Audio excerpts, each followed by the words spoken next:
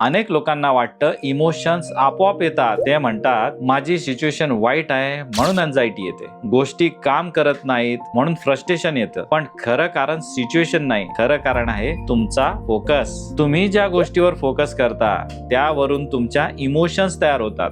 जर तुम्ही सतत काय कमी आहे यावर फोकस केलं तर तुम्हाला लॅक फील होईल. जर तुम्ही सतत काय चूक आहे यावर फोकस केलं तर फ्रस्ट्रेशन वाढेल. पण जर तुम्ही फोकस बदलला काय शक्य आहे यावरती, तर तुमच्याकडे काय आहे यावर आणि काय चांगलं चाललंय यावर तुमची इमोशनल स्टेट लगेच बदलू शकते. आणि इथे सिक्रेट काय आहे माहितीये, तुम्हाला गुड फील करण्यासाठी काहीतरी गुड घडण्याची वाट पाहण्याची गरज अजिबात नाही. तुम्ही आताच पॉझिटिव्ह इमोशन्स जनरेट करू शकता आणि जेव्हा तुम्ही ही तसं करता तेव्हा आणखी पॉझिटिव्ह गोष्टी अट्रॅक्ट होऊ लागतात. म्हणून ग्रॅटिट्यूड ही सर्वात पॉवरफुल इमोशनल स्टेट पैकी एक आहे. तेव्हा तुम्ही ग्रेटफुल फील करता, तेव्हा तुमची एनर्जी शिफ्ट होते, तेव्हा की काय नाही यावर फोकस करणं थांबवता आणि अबंडन्स सर्वत्र दिसायला लागतं.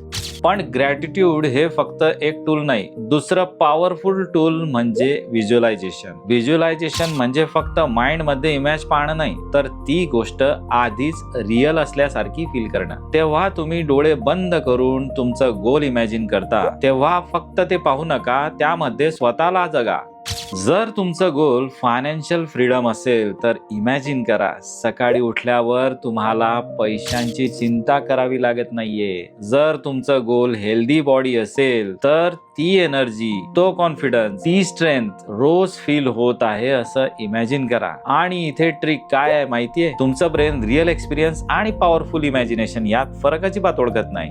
जर तुम्ही ही पुरेशी इमोशन्स आणि डिटेल्सने व्हिज्युअलायझेशन केलं तर तुमचं माइंड खरं मानायला लागतं आणि एकदा माइंडने बिलीव्ह केलं की ते खरं करण्यासाठी काम करायला लागतं. म्हणूनच एलाइट ॲथलेट्स कॉम्पिटिशन आधी व्हिज्युअलायझेशन वापरतात. ते फक्त फिजिकली प्रॅक्टिस करत नाहीत, ते मेंटली आधीच जिंकलेले असतात. ते स्वतःला जिंकताना पाहतात, एक्साइटमेंट फील करतात, कॉन्फिडन्स फील करतात आणि कारण त्यांच्या माइंडने आधीच सक्सेस एक्सपिरियन्स केलेली असते, त्यांची बॉडी सुद्धा त्याच दिशेने मूव्ह होते. तुम्हीही हे करू शकता. रोज सकाळी अशी फिलिंग्स क्रिएट करा की तुम्हाला जे हवंय ते आधीच तुमच्याकडे आहे, समडे नाही, नाव. कारण जेव्हा तुम्ही सक्सेसफुल फील करायला लागता तेव्हा अपॉर्च्युनिटी तुमच्याकडे अलाइन होऊ लागतात. जेव्हा तुम्ही वेल्दी फील करता तेव्हा वेल्थ कडे नेणारा डिसिजन घ्यायला लागतो. तेव्हा तुम्ही कॉन्फिडंट फील करता.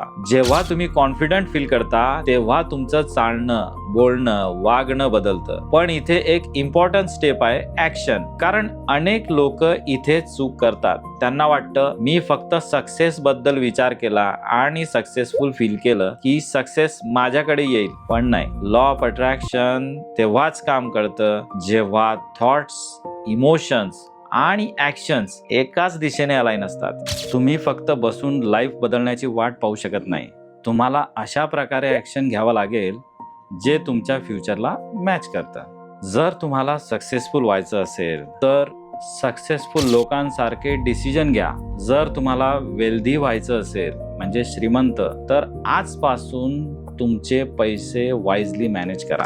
जर तुम्हाला फिट बॉडी हवी असेल तर मोटिवेशन येण्याची वाट पाहू नका, आजच उठून मूव्ह करा. कारण ऍक्शन हीच ती फायनल इन्ग्रेडियंट आहे जी थॉटला रियालिटी मध्ये बदलते.